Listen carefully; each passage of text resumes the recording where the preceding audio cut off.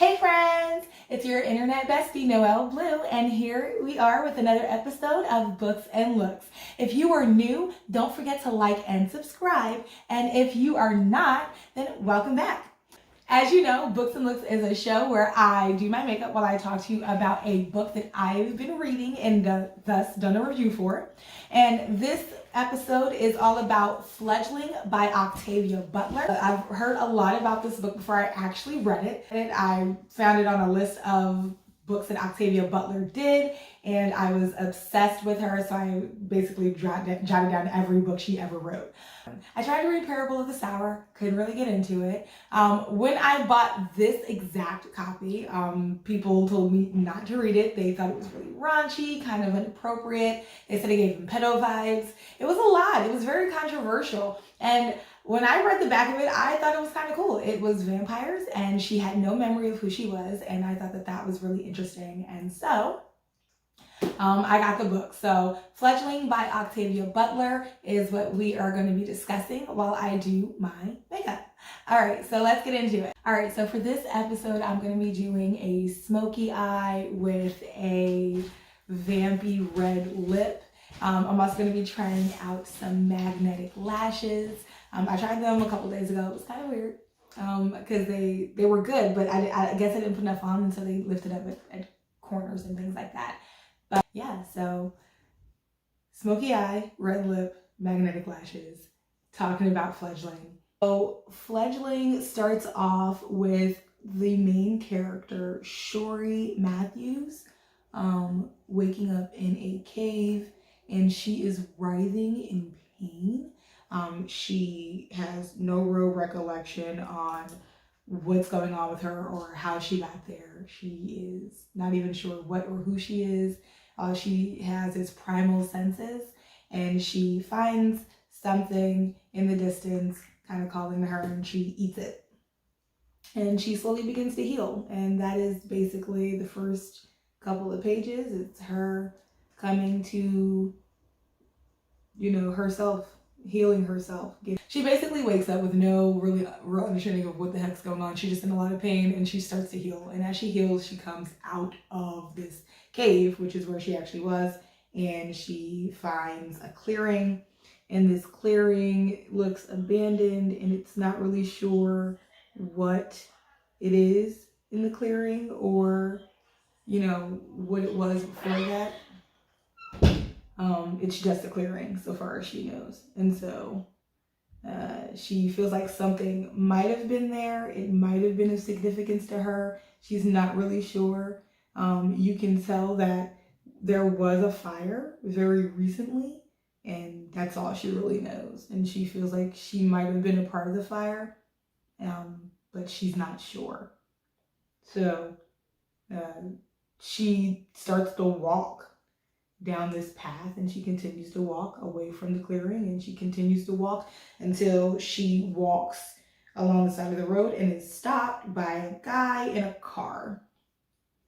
If this was a horror movie, this would be the part where she gets murdered, but it's a different kind of horror movie. So she is stopped by this guy in the car, and he is determined to help what he perceives as approximately a 10-year-old little girl who is walking on the side of the road in the pouring down rain, wearing oversized clothes that do not fit her, and she looks like she is either a runaway or someone in desperate need of assistance. And this 26-year-old guy is like, I'm gonna help. So he stops her and gets her to get in the car, and she's not really sure what's going on. She's kind of leery of people right now, and she's been eating deer in the woods, so she knows she's different, but not really sure how different yet. But he gets in the car anyway, and she starts feeling well, and they're having a really weird conversation where he's trying to get her to a hospital, and she's trying to convince him that she's not going to a hospital because she, again, understands that she is different. And so he basically starts talking to her, and she bites him. She bites him and convinces him to not take her and to help her out anyway. So he does. I watched a couple tutorials about the smoky eye. Nah, we're just going to wing it our own way. I will put a list of all the makeup and stuff that I use in the description box below, but other than that, you'll probably get like a flash, like this is CoverGirl True Naked Smoky. It'll go, she gets in the car with the character. The character's name is Wright, so her name is Shuri. She doesn't know this yet. She doesn't know who she is. She doesn't have a name for him. His name is Wright. He takes her back to his cabin where he has to smuggle her because he lives on a property with his aunt and uncle, and smuggling a small child into your cabin is kind of weird because you're a grown man. But she's actually an older woman in her own right. Technically, she is 56 in the Aina culture, and that makes her a child to them, but 56 human years, and so she's a grown-ass woman. So he gets her into his cabin, and that is where he keeps her and hides her for a little bit because she needs to be hidden because people can't know you're here because you look 10, and that would be weird. She has like no boobs, no real shape to her. She looks very childlike, and that's really the issue for him. But there is a sexual component to being with an Aina, and so they get away with it because in real life she's like 50 something, even though she looks like a kid, and that makes it okay. And that was a big issue for a lot of the people who I talked to when I discussed my interest in reading the book. That was a part that people really just couldn't get over, the sexual component of it, because they felt like she as a child was being over-sexualized. But if you understand the culture of the people that you're reading about and understand what's happening, it is actually not that weird. And then furthermore, the Aina who view her as a child do not mate with them until they're older. So that part I felt like was very important too. They did make the distinction that if she is a child by their standards, then they will not do that. And then because she is an adult via human standards, that's okay. So we get to the part where she's exploring because Wright is a human, and that's great, but he cannot sustain her on his own, and she doesn't want to drain him, so she begins to go out into the night to look for other people to feed from, basically.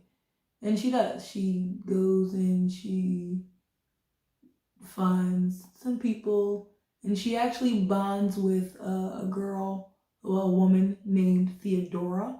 And Theodora lives not too far from Wright's house, which is why it was easy for her to find her.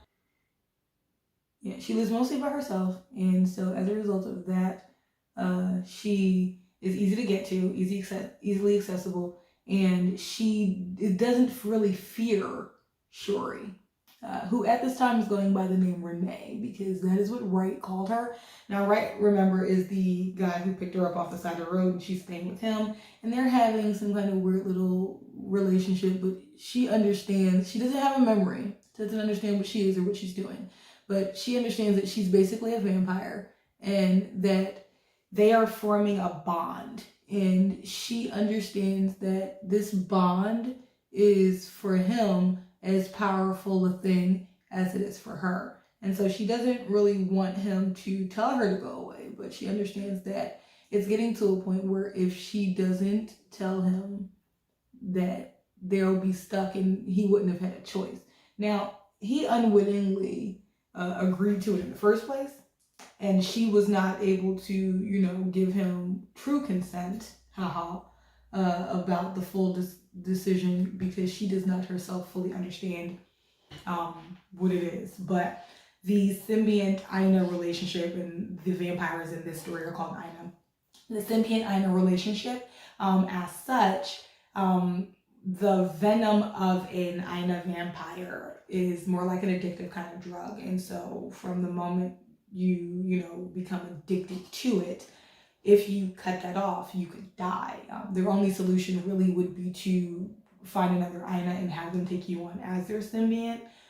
It's a symbiotic relationship. The Aina themselves get the nourishment of the blood from the humans, and the venom actually is more of a preservative medicinal benefit to the human, and it gives them longevity and things like that. Aina themselves live a very long time, but they can die. Symbionts themselves live a very long time, and by virtue of being with the Aina, but they can die, and it does happen on the back into the story. He becomes, aware. She tells him, what's going on, and as a result of that, they then can make the decision to either continue on or cut things or slow things down. And he, of course, decides to continue on because he's starting to dig what's happening there with them. So that is where we get to Theodora. She, notices that Wright is starting to, weaken. He's not going to be enough to sustain her. And so she begins to look for other people who can do that. And so that's how she finds Theodora. And during this time, she's also still trying to figure out what's going on and piece together parts of her memory, because she does not remember how she came to be, and she feels like she might still be in danger. So she goes back to the clearing with Wright and finds a guy there, and he shoots her by accident. He did it on purpose, but he had a gun and he was willing to shoot someone. He tried to shoot Wright and instead shoots her by accident. But she finds out during this situation that there's another vampire in the area, and that he basically told him to keep guard and to let them know if anyone comes back. And so he does. And she tells him to let the guy know, with the helicopter know, that she was here and that she wants to meet him. And that if he wants to meet her, then he can come back at this date and this time. Wright and Shuri wait for, the date and time to come for the guy to return. And they do, and they see him, and he explains that he is actually Shuri's father, and that her name is Shuri, not Renee. And so that's a shock. The big shocker in all this is Shuri's black. Shuri is black with the kinky curly hair, and she looks very much like an African American. Wright is light-skinned and black and sees the black little girl in the distance and wants to help her. And the guy in the clearing is a very traditional looking vampire. And by that I mean he's white as this paper. He is very ghostly, and he explains that Shuri's existence is actually through the series of science genetic experiments. And Shuri is still his daughter, but she is the product of them trying to interbreed with humans, and specifically black humans, so that they can get the melanin from the African Americans, so that vampires can walk in the day. So it's giving very much Blade vibes, if you get what's happening here. And they created her specifically because she is one of several, and she is just one of the more successful ones. They've tried it several times. It hasn't really worked until her brother, who is in existence, and then her. And she is the better version of the experiment. So she is the Project X Wolverine version of the genetic experiments to turn vampires into daywalkers of sorts. And Shuri does get the benefit of having melanin. She doesn't necessarily need to sleep in the daytime. She is awake. She does need to stay covered so that she doesn't burn. She will get really bad sunburn, but she is fully capable of being outside in the daytime. And she, as a result of that, has been able to survive because these people who are after her typically attack during the daytime, when most of the Aina, just due to their existence, are asleep. So her father tells her that, now that I found you and you're still in danger, And this clearing that we're in was actually your home, and someone attacked it, and they killed your mothers and your sisters and everyone who was here and all of your original symbionts and all that other jazz. You now need to come with me where it's safe. Get to the chopper, because I got one. And she's like, well, no, I'm not coming right now, because this seems weird. So you go prepare. I'm going to stay here with Ray. We're going to sort some things out. I have another symbiont that I do want to keep. I'm going to let her know that we need to go and give her an option to come in with us, and we're going to be doing that. And then we'll meet up with you. We'll drive, or you can meet up with us here in the clearing and we'll meet you there. And so they go their separate ways, right? And Shuri go back to the place to prepare. The time comes for them to meet up, and Shuri and Wright drive to the clearing, and no one's there. They decide to drive over. So they drive over to the dad's property. She met her brother during the last visit. So they drove over. Shuri and Wright drive to her dad's house, and they find the entire compound decimated. And it looks like another attack, much like how the original attack went. And come to find out, while they were sleeping, everyone who was on the premises was murdered and burned. Her father was burned, her brothers were burned, and she lost another clue to who she really was. While they're there, two symbionts, one of her brothers, one of her fathers, Celia and Brooke, show up, and they are also devastated to find out that everyone who they loved and knew basically for years is dead, and also that Shuri accidentally killed one of the other symbionts while they were out looking for her.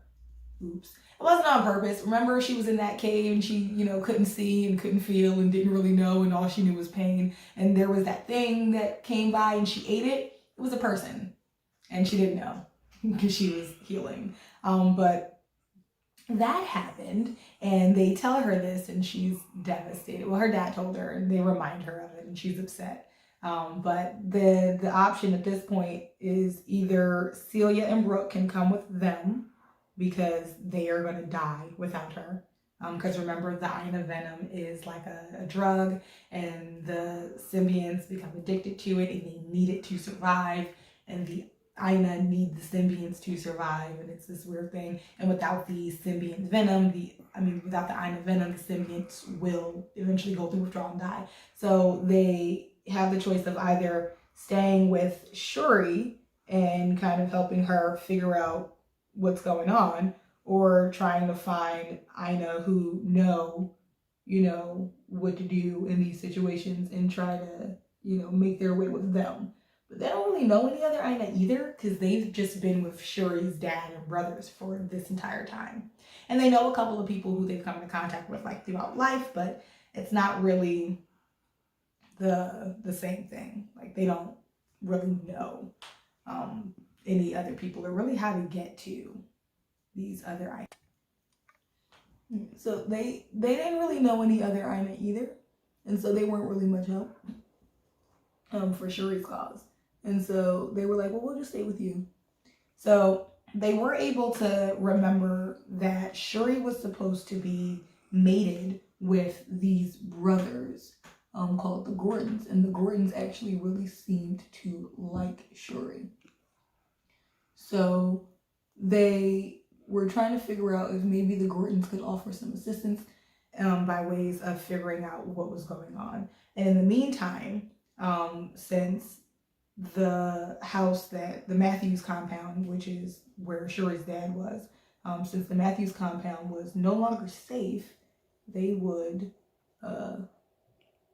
go to the safe house. And the safe house, and I'll clean that up later, the safe house was not too far, but still far enough in another county from where they were. And that place was fully stocked as well. And it was usually for a company. When guests and things were in the area, they could stay there if they didn't want to stay at the actual Matthews. They go there to the compound, and they're there for all of a night, I want to say, before they are attacked again. And this time they are able to actually capture and kill some of the attackers. So, and in doing so, they are able to uncover that. No, I'm sorry. I'm jumping ahead. So this time they're able to just kill them and get away. So they do so, and then while they're on the run, they remember that the Gordons live in this other compound in a place called Punta Neblada or something like that. And they go to this compound and explain to them, hey, there have been all these attacks. They killed my mom. They killed my brother. We were at the safe house. They tried to kill us. We killed them instead. We came here. Can you help us? We remember that you were nice to us. Can you help us? And that's how she meets Preston and Daniel Gordon. And Preston and Daniel Gordon are Aina vampires, and Daniel Gordon is the one that she was supposed to be mated with, and him and his brothers. Preston is the dad. So they're in this compound, and this is an entire Aina community, and they're able to see for the first time really how the community works. And the different brothers have different houses and different mates and different symbionts, and the symbionts have their families, and it's this whole community dedicated to the wonderful symbiotic relationship of Aina vampires and humans. And they're able to piece together what's been going on. And while they're piecing that together, they've been there for, I would say, 24 or 48 hours. They're attacked again. There's another siege. This time, they're able to fight them off, capture some of them, kill some of them, and really get to the answers of why this is happening. And why this is happening is some bull. And the reason is because it's a racist thing. So Shuri is a black vampire. And she's the second, but the first one of her kind, really.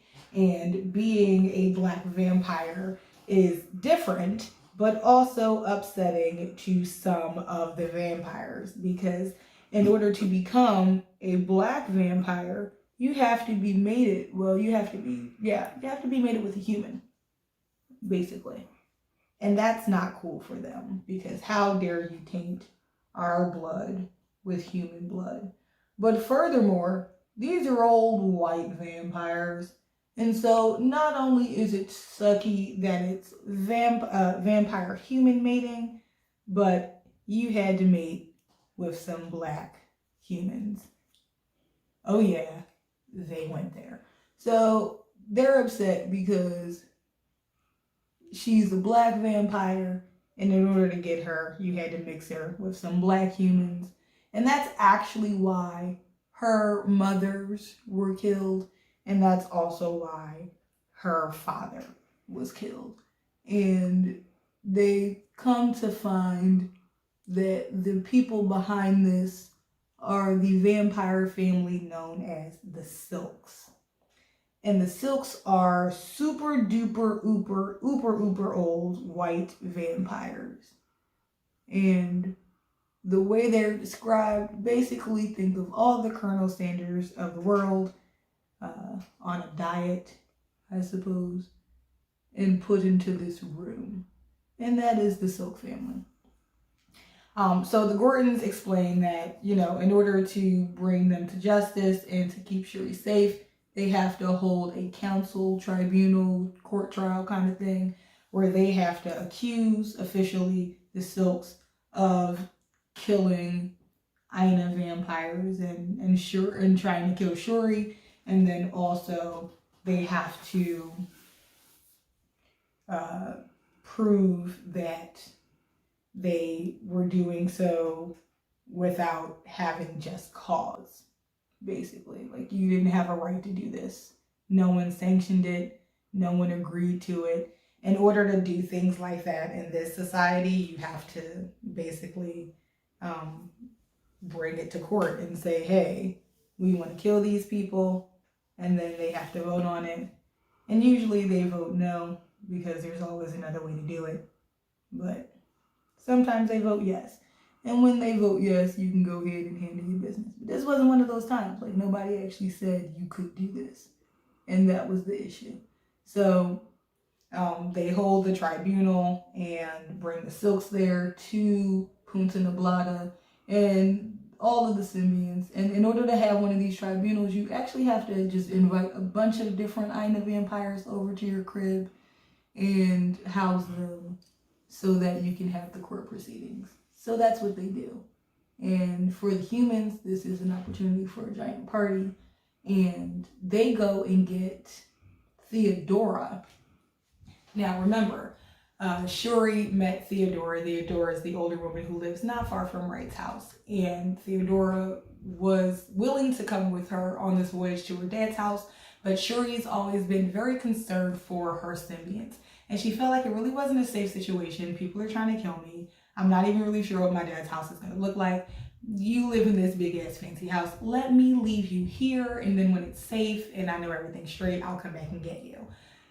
Since we're going to be here for a while, she went and got Theodora. Theodora was just happy to come with her, which I've been waiting to come along forever. I'm down. So she goes and gets Theodora on the night of the biggest party of the thing, because it's their first night there. And Theodora is thrilled. And she's just happy to be there. And she decides she's going to stay. And they start making all these plans. And it's the first night of the proceedings where Shuri, explains exactly what was happening from the beginning, where she wakes up in the cave and comes to find, the thing that she thought was a deer or a rat or something. She eats it, finds out it's really a human, finds Wright. Wright takes her in. She finds her dad, goes there, then they're murdered, all that good stuff. She just recaps all of it for the court proceedings.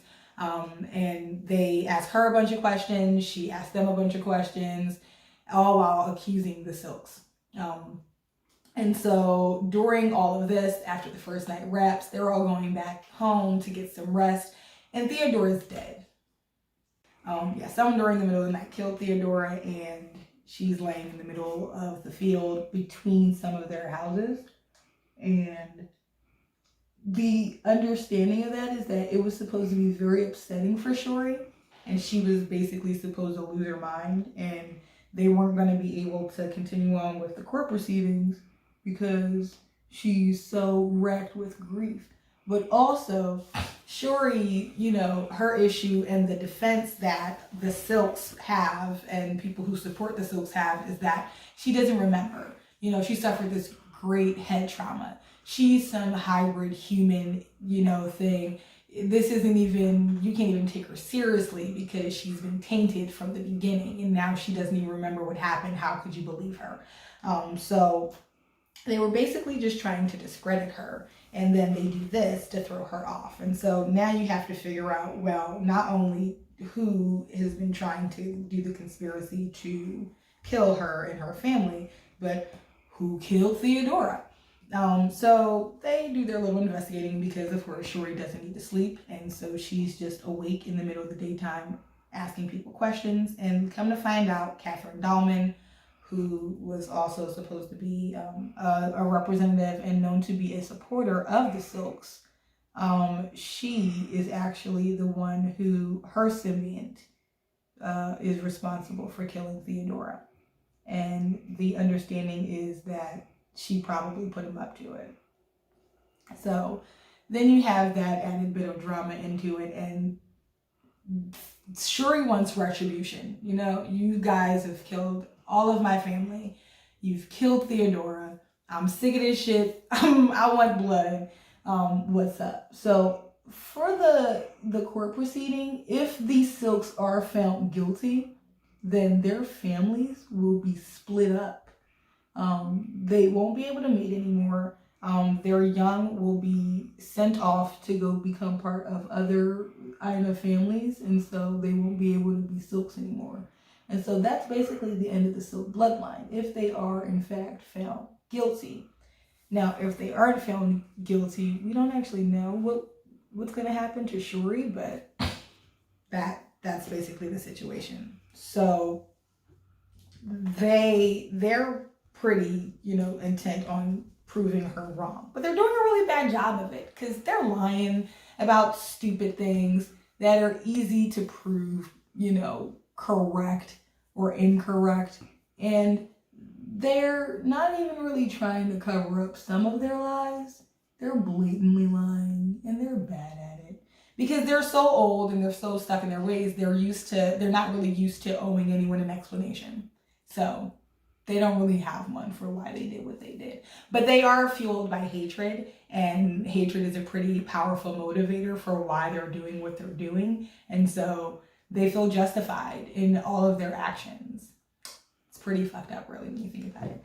But so the court proceedings go on as they do, and basically it comes out that the Silks are guilty for doing it. They were doing it because they were racist. They actually did ask for a tribunal. They weren't able to get enough people on board. The Matthews families didn't respond to their queries because they didn't feel like they needed to respond. And they felt like they were justified in doing what they were doing because they created an abomination, which is also really messed up. Shuri was able to become vindicated as a response to that. Their family was broken up. Catherine Dahlman was supposed to lose an arm for killing or ordering the murder of Theodora, and that she wasn't willing to leave the arm for murdering Theodora. She refused to accept punishment. She didn't feel like it was even worth it to lose a body part over a human. And so she wasn't willing to take that. In fact, she was so upset by being found guilty of her crime that she tried to kill Shuri and her symbionts in response. And so that actually gave Shuri the opportunity to do exactly what she wanted to do in the first place, which was kill Catherine Dahlman. So she did. She murdered her. Well, not murdered her. She ripped her throat out. And then the tribunal actually finished the job as part of their duty. I think Preston was part of the tribunal. It was his house. So the law dictated that they had to kind of carry out the sentencing. So Shuri rips her throat out, and then they go in and finish the job, basically. And so that is the end of Catherine. And then that was basically the vindication. During a lot of the story, there was some sex, but not enough to where I feel like it needed to be mentioned. I feel like a lot of the criticism the book got as a whole was because they felt like it was slightly inappropriate. But like I said in the beginning, I feel like it was only inappropriate if that's what you were focusing on. And for me, the story itself was more like a vampire murder mystery. Like, who is trying to kill Shuri? Is she ever going to find anywhere that's safe? Will they, find them guilty? Will we find out who killed Theodora? There were so many other things that was going on with the story that I didn't really have too much time to be focused on, the parts that were kind of freaky, I guess, if you want to consider it that. For me as a whole, the story was dope. I like vampires, obviously. I love vampire stories. I like that she remixed the traditional vampire tale. It wasn't, it wasn't Twilight for sure. It wasn't really Bram Stoker's or Anne Rice either, though. She added a little bit of sci-fi to it. There was a genetic experiment involved. That's how they came to be the Aina themselves. There was also some conspiracy theory in there.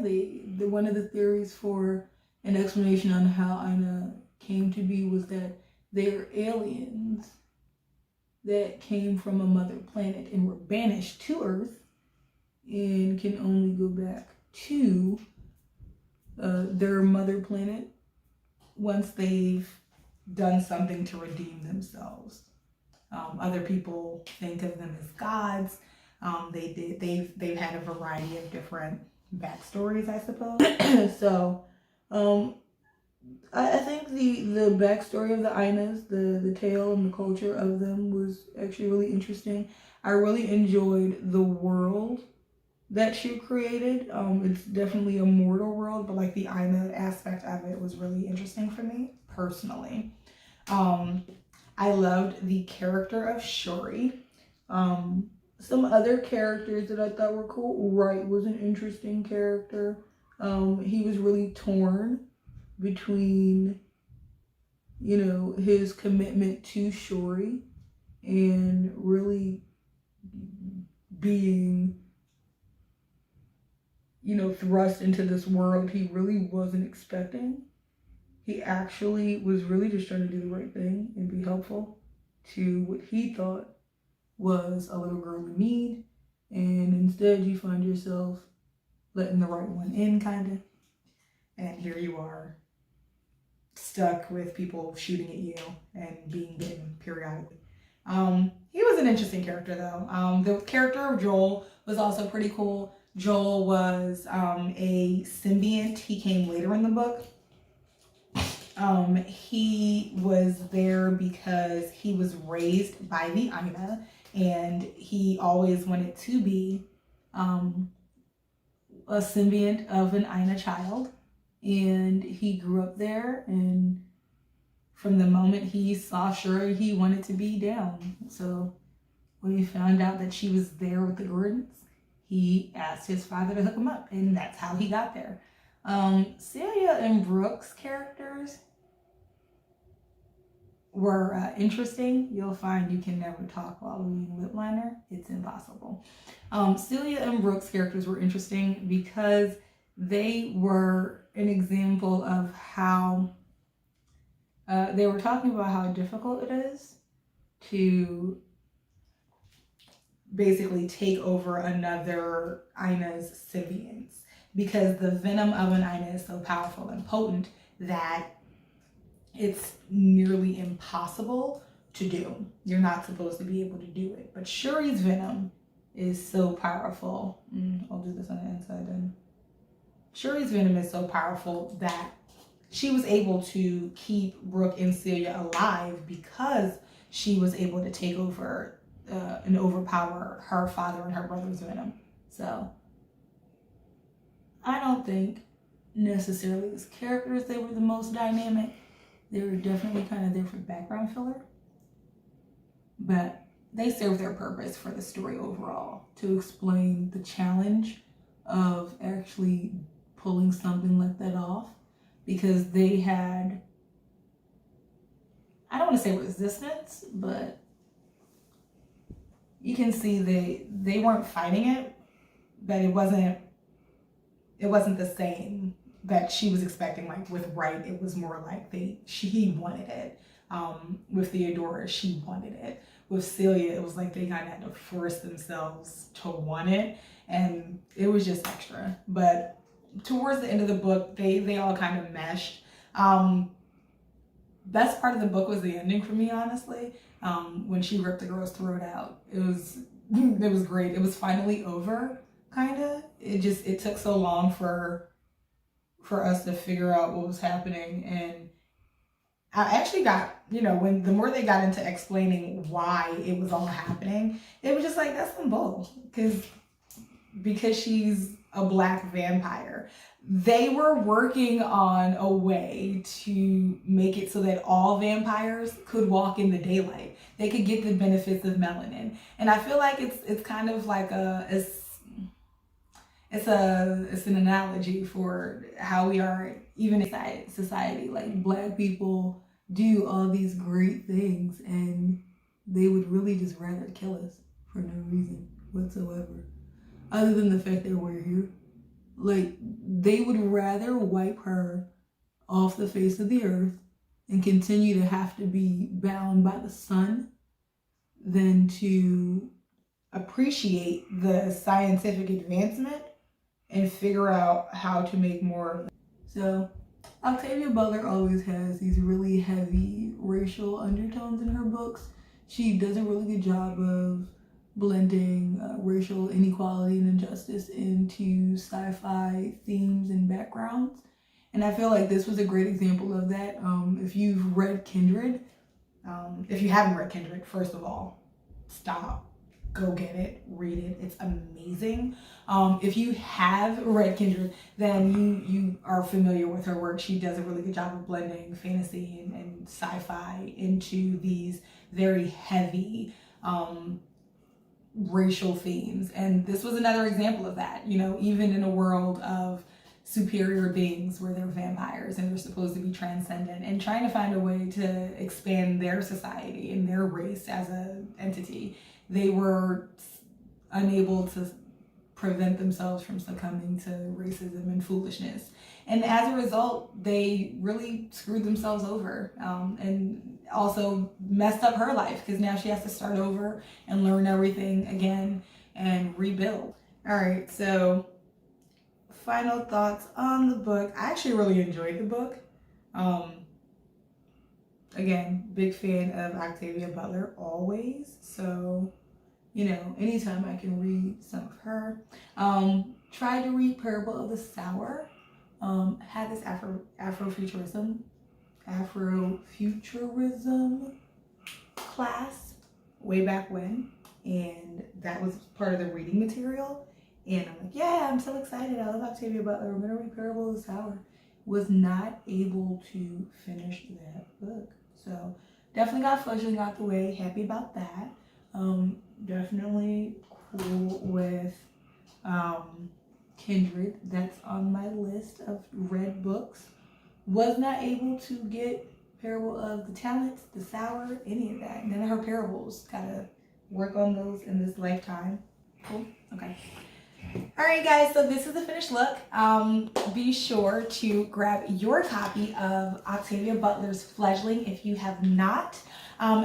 Check out the review on Goodreads. Check out the full review on bluemoonfiction.wordpress.com. Check out all my other stuff. Other books and looks will be up on Instagram and YouTube, #booksandlooks. You can follow me on Instagram and Facebook under Noel Bleu. Be sure to follow Blue Moon Fiction on Instagram as well. Shout out to Riot ENT for the production credits. And more books and looks to come. If you want to follow along with me on my books and looks, on my blues reviews, definitely head over to bluemoonfiction.wordpress.com. Yeah, that's it. We will see you guys next time. This has been your internet bestie, Noel Bleu. Bye!